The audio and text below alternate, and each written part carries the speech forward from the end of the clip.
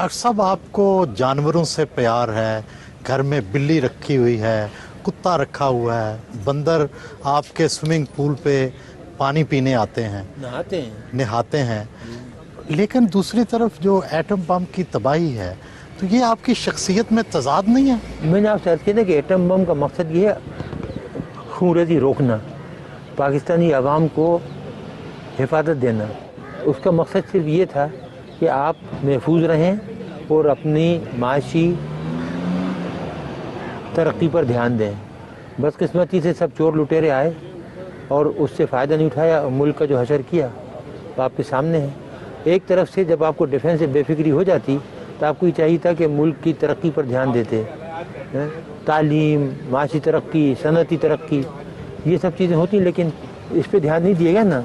किताबें किस तरह की पढ़ते हैं? ऑटोबायोग्राफी साइंटिस्ट वगैरह की, इस्लामिक हिस्ट्री से बहुत शौक़ है और दूसरी वर्ल्ड हिस्ट्री वगैरह। मामूली कीमत के कपड़े, कहा तो ये जाता है कि आपके बैरून मुल्क खुफिया अकाउंट हैं, बैरून मुल्क होटल हैं, वो सारी दौलत कहाँ है? वो मैंने सब डोनेट कर दी गवर्नमेंट ऑफ पाकिस्तान को। मेरे पास जब आए तो मैंने पावर ऑफ अटॉर्नी दे दी कि तुम सब ले लो।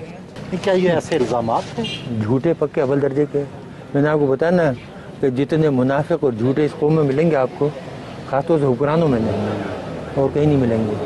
हम लोग जो हमें जानते हैं, हमारे साथ काम करने वाले 30-30 बरस से घर वाले, उनसे पूछ लें कि जितनी सादा ज़िंदगी हम गुजारते हैं, जितना सादा हम खाना खाते हैं, जितनी ईमानदारी से हमने काम किया, आज तक सरकारी चीज़ यूज़ नहीं की।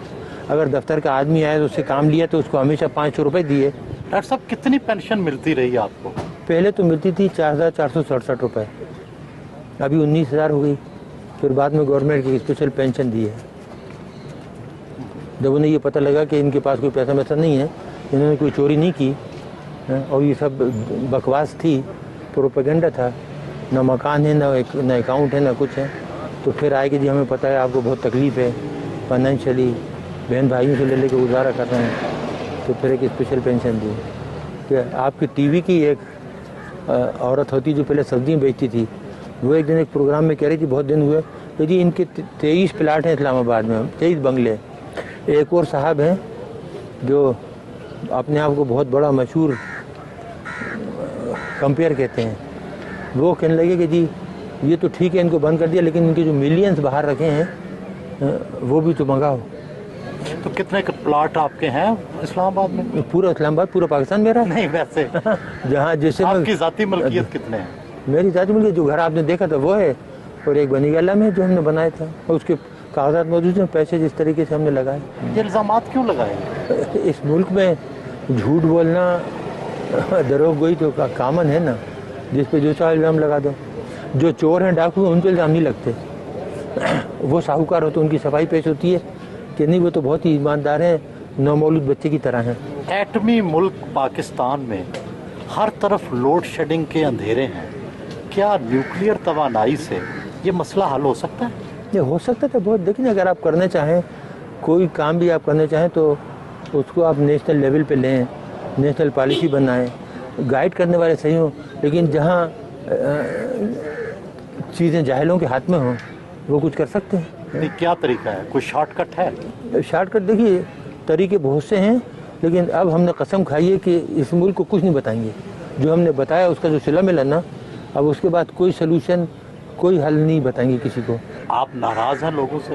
ये लोगों से तो नाराज़ नहीं है, लेकिन एहसान फरामोश से तो नमक हरामों से नाराज़ है।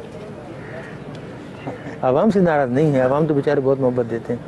आपने खुद अभी मेरी बेगम को देखा, सीधी सादी बेचारी किन जाती, कितने गुस्से में आई वो, जिसके साथ ये हो कि 6.5 साल से बंद रखा है, बच्ची को नहीं आने देते, मिलने नहीं देते। डबल दर्जे के लुटेरे डाकू तो पूरी दुनिया में घूमते फिरते हैं और हम इस मुल्क के लिए ख़तरा बन गए, जबकि हमारा कोई ताल्लुक नहीं है। 9 साल से हमारा कोई ताल्लुक नहीं ऑर्गेनाइजेशन से।